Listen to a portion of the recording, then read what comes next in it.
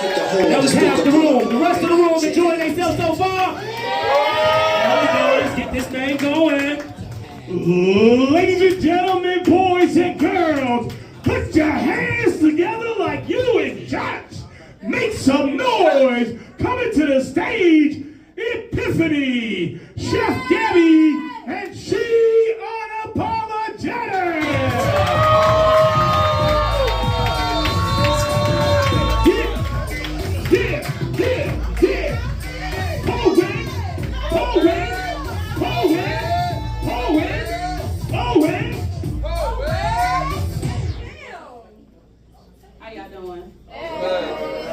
Epifany for out of Nashville, Tennessee. Give it up. Can you all hear me without the mic, okay? Yeah. Good girl. I'm the best. So this is one of my pieces entitled Left Unspoken. Being told at the age of 9 I was free and that I could be anything I wanted to be. But that was short-lived once whatever his name was kept putting his hands on me. His touch wasn't to make me feel important or special. It was to control and manipulate me. And it worked. I lost control of who I was and who I was destined to be. And instead, I developed and hid behind all these damn personalities. Do you know what it's like to grow up and not know what your purpose is? Do you know what it feels like to encounter disappointment after disappointment and not be able to share? Or do you know what it feels like to be stripped of your innocence and have to play like it's intact? Or do you know what it feels like to die only to be found and brought back? Nah. Do you know what it feels like to be every woman wrapped up in one? Probably born as a goody two-shoes. But as the sun went down, that's when my baggage began to accumulate. No longer looked at as a precious jewel, more like a promiscuous play date. Yeah, doors was open, but not too expensive restaurants with dates. See, all I got was a hood pass to a room full of ninjas trying to molest me and a brand new set of insecurities to face. Have you ever lived a moment? Nah. Have you ever survived a moment, or sized a moment up, wondering if it made you stronger or led you corrupt? See, abandoned by my innocence, or in a sense that I leave it, creating a level of dysfunction so when I'm actually in something that functions, is that why I don't seem to fit? So when you try to piece that function with dysfunction, I really appear counterfeit. And I know my emotions is legit. But when I try to cope with it, I become motionless. Engulfed in a sea of hopelessness, I drift into a world of cries, drowned out, lies, and materialistic bullshit. I don't struggle with questions like, am I hot or am I attractive? The real question is, why is it I that keeps subtracting from my own damn value? Now who's that? And I get it. I'm referred to as a queen, and my melanin reigns supreme. But I find it tragic that sometimes I can't even tap into my own black girl magic. My eyes are awake, and I will no longer be broken if you're feeling what I'm spitting. Just imagine the words of young girls and women bodies left unspoken. Left unspoken. Left unspoken. Let's go. All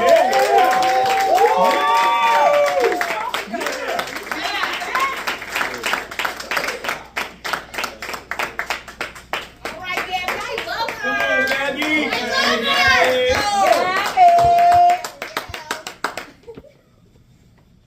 Being in Black love is hard. I mean, being in Black love is an art. See, it takes a certain kind of artist to take the parts of your heart that are damaged and yet still pure and find the right remedy to cure your black trauma and deal with your black mama and help you find your black father and help you raise your black daughter, and if they raise their voice, he's going to put on that shining black armor?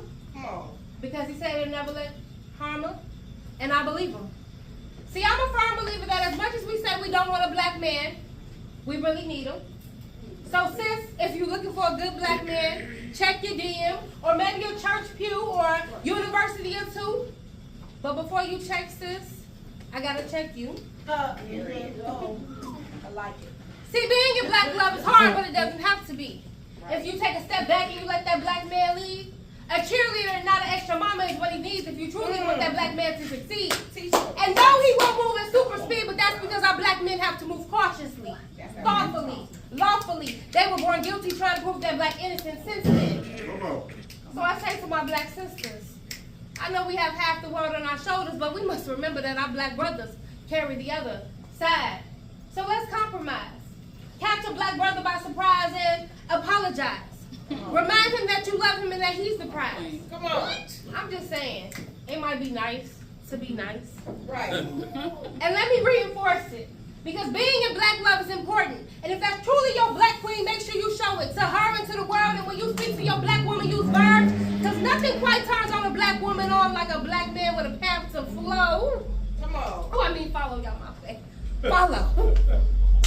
And black men, if y'all need a path, ask God. So our black babies will grow up to be black men and ladies of a different generation. One that saw their parents in participation in their education and in their elevation. It's time for our preservation and let being in black love be our motivation. Yes. I'm just saying, whether you want to admit it or not, each other's all we got, so let's not make it hard on one another. Right. In a world where it's easy to be a hater, be a lover. That's good. Because being in black love is a blessing. To be able to be with somebody who understands black expressions, like check it out. Check it out. Or when you say crib instead of house, Yes. no one will quite understand you like your black spouse. So with this last bar, I'ma shout. Being in black love is hard. It's hard as heck, because I can't curse today, y'all. But it doesn't have to be. You gotta feed it commitment, communication, trust, and consistency if you truly want to build a black legacy. And at the end of every day, my black man is on the left of me. Period. And what they say on TikTok, yeah, I'm gonna stick beside him. And for my black man, I'm gonna always rise. So our black love will be sung from the hilltops, bravado. Our black love is fly like a bird, is Nelly Furtado. Our black love is gold, is El Dorado. Our black love turns others green with envy, we call them avocados. Come on. Their hate can never stop black love, so we make black love look serene. Every day looks like a black love movie scene, and when I go to sleep at night, I have black love dreams. All right. And even when black love gets hard, in my dreams is how my black God reminds me that, again, being in black love may be hard, but it doesn't have to be. I'm coming from the south side. South side, what we got? That's what your voice Barrels and is. shows between the moles and the folks. The south side. South side, from Brownsville straight to the roads, from Lakeshore to Cicero. You know, the south that taught us how to walk and gave us its name. The south side is why the city has its fame. The south side, south side, the south side, south side. Do your I used to dream of a space like this. yeah.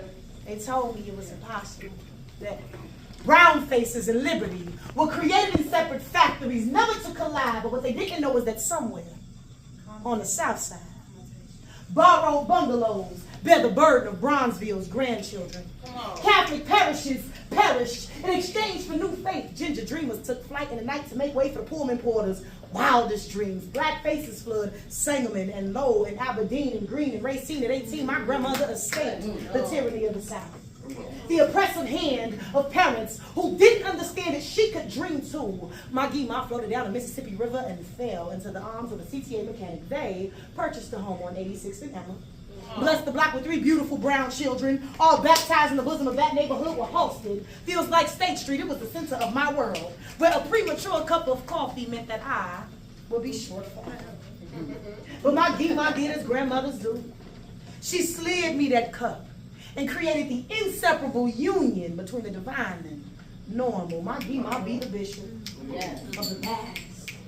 Boldest, coldest, baby B don't play.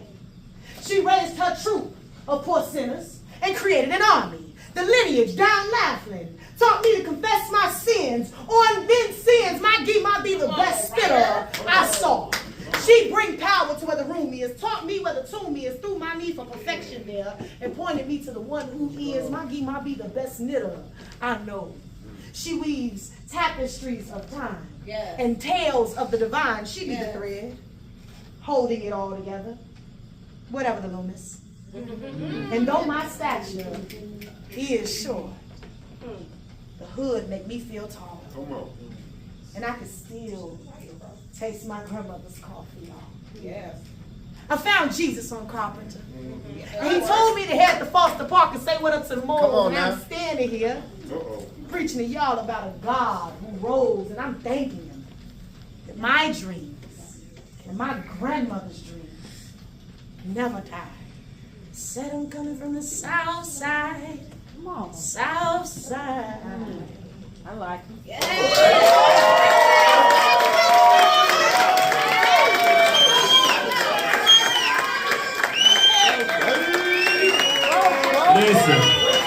Listen.